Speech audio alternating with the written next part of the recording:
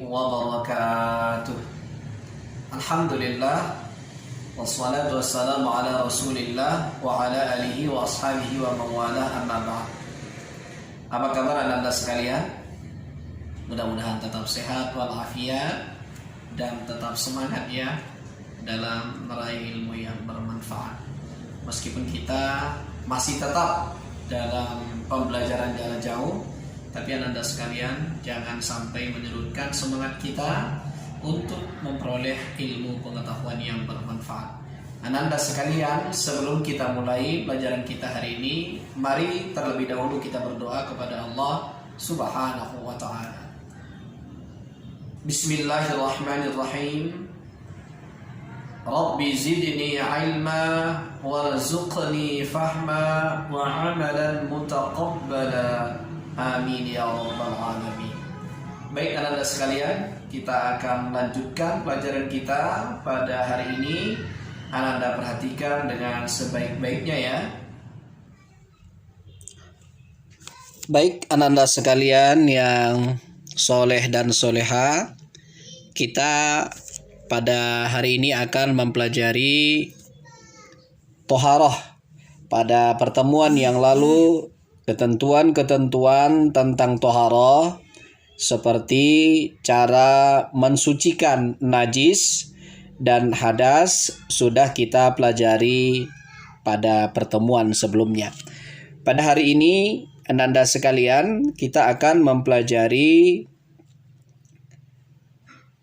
tata cara membersihkan atau toharoh dari hadas, baik hadas besar maupun hadas kecil. Anda sekalian, tujuan pembelajaran kita pada hari ini yang pertama adalah menunjukkan tata cara bersuci dari hadas kecil dan hadas besar.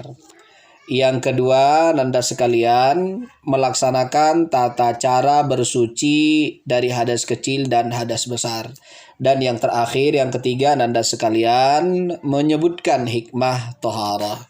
Anda sekalian, bagaimana tata cara toharah itu?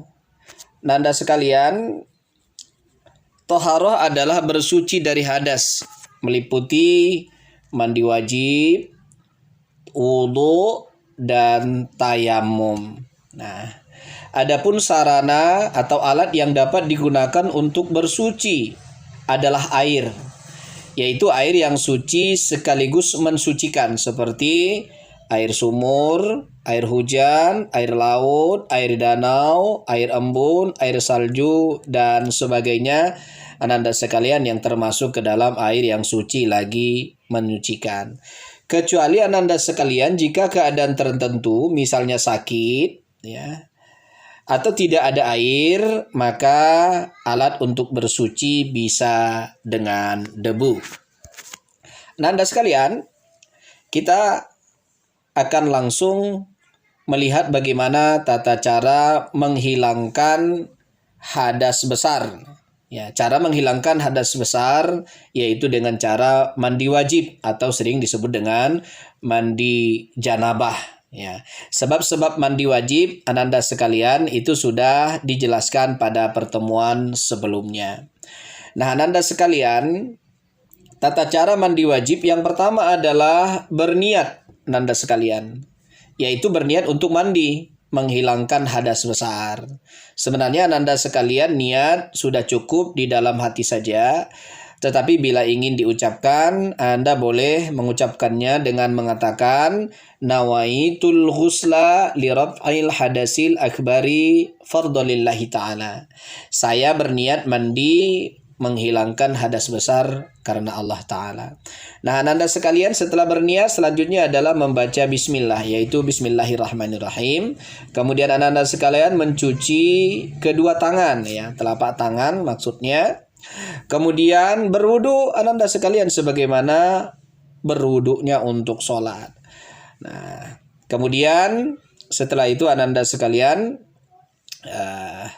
kalau ada najis yang menempel di badan kita, kotoran, itu kita bersihkan.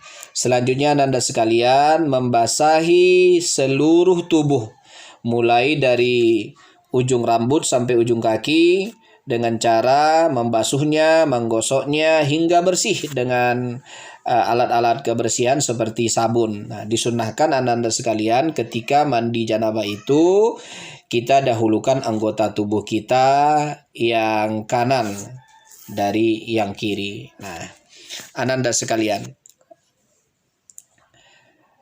Selanjutnya tata cara berwudu. Nah, berwudu ini anda sekalian berfungsi untuk menghilangkan hadas kecil sehingga kita bisa melaksanakan wudu, melaksanakan ibadah seperti sholat.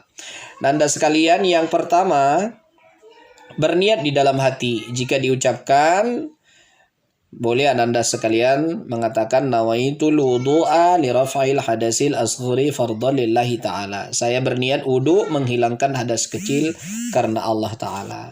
Setelahnya anda sekalian mencuci kedua telapak tangan, ya, berkumur-kumur dan membersihkan lubang hidung. Nah, yang ketiga, anda sekalian membasuh muka sebanyak 3 kali. Yang keempat, membasuh kedua tangan mulai dari ujung jari sampai siku sebanyak 3 kali. Kemudian yang kelima, mengusap kepala mulai dari depan sampai tengkuk, kembali ke depan, dilanjutkan membasuh telinga sebanyak 1 kali. Yang keenam, membasuh kedua kaki mulai dari ujung jari kaki sampai mata kaki 3 kali. Yang ketujuh, tertib, dan setelahnya anda sekalian membaca doa setelah berwudu. Untuk lebih jelasnya anda sekalian bisa melihat nanti peragaan wudu yang akan Bapak peragakan di akhir pembelajaran kita.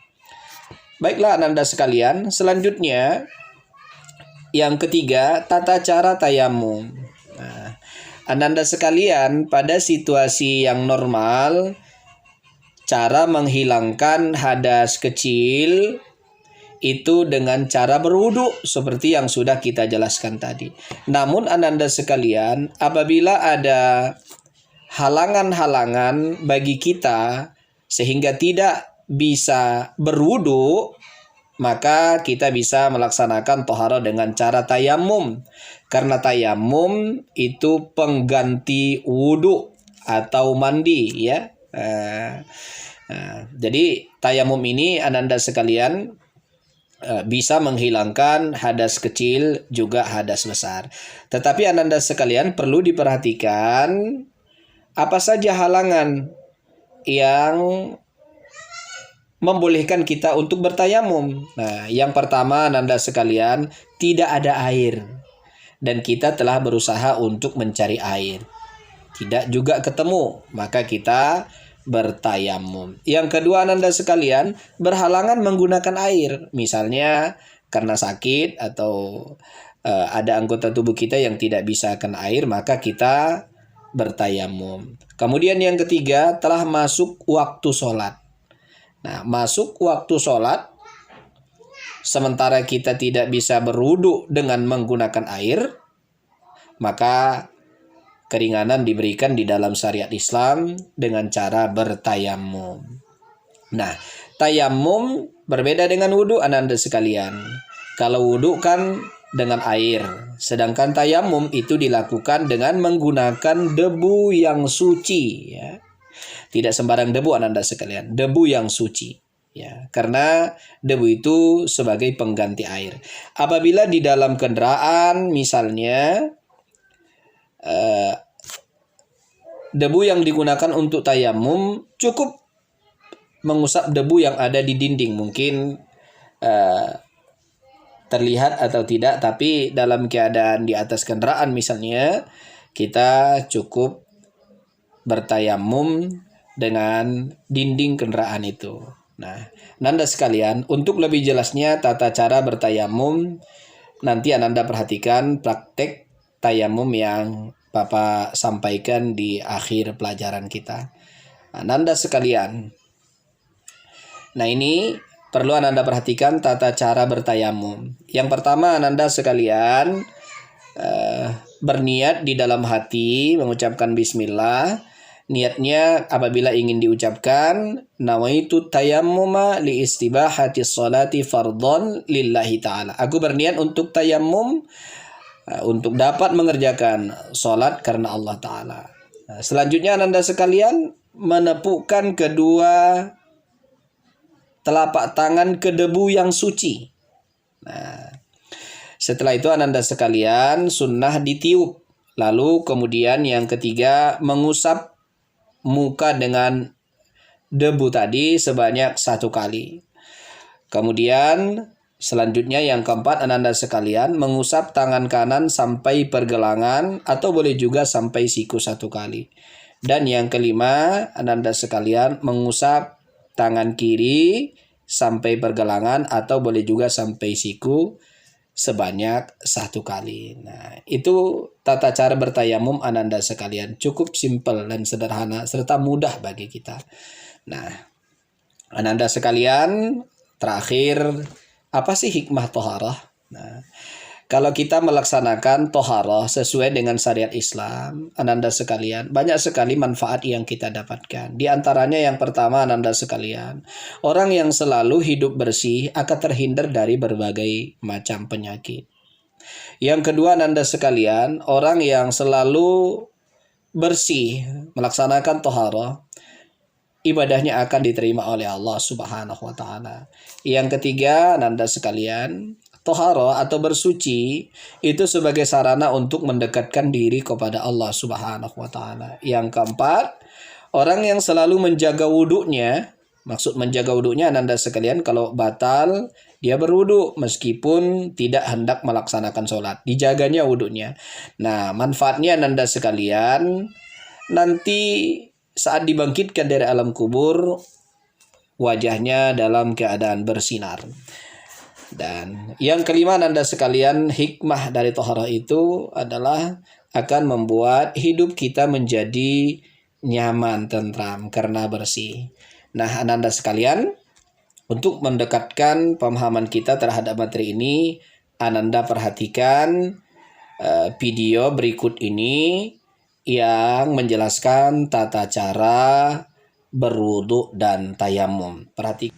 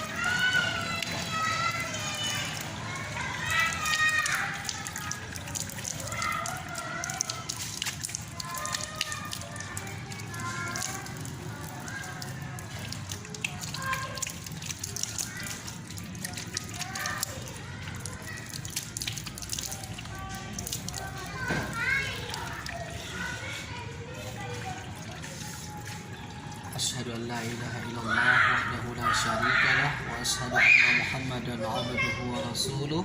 Allahumma ja'alni minat tawwabin wa ja'alni minal mutatahhirin. Baik, Ananda sekalian, sekarang perhatikan baik-baik. Bapak akan mempraktekkan tata cara bertayamum. Yang pertama, Ananda sekalian berniat di dalam hati. Yang kedua, membaca bismillah. Dan yang ketiga, menepukkan kedua telapak tangan ke atas debu yang suci, kemudian meniupnya, kemudian mengusapkannya ke muka 1 kali, kemudian dilanjutkan mengusap tangan dari ujung jari sampai pergelangan yang kanan, kemudian yang kiri dari ujung jari sampai pergelangan tangan. Seperti itu Ananda sekalian. Perhatikan, Bapak akan praktekkan sekali lagi.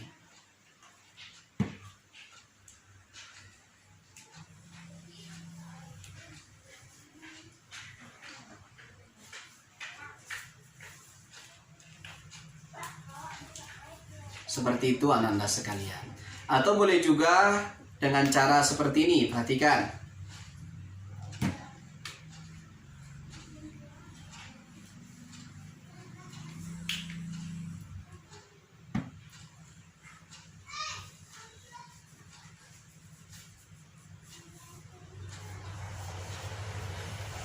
Nah, Ananda sekalian, mudah kan tata cara bertayamum? Mudah-mudahan dapat dipahami. Terima kasih.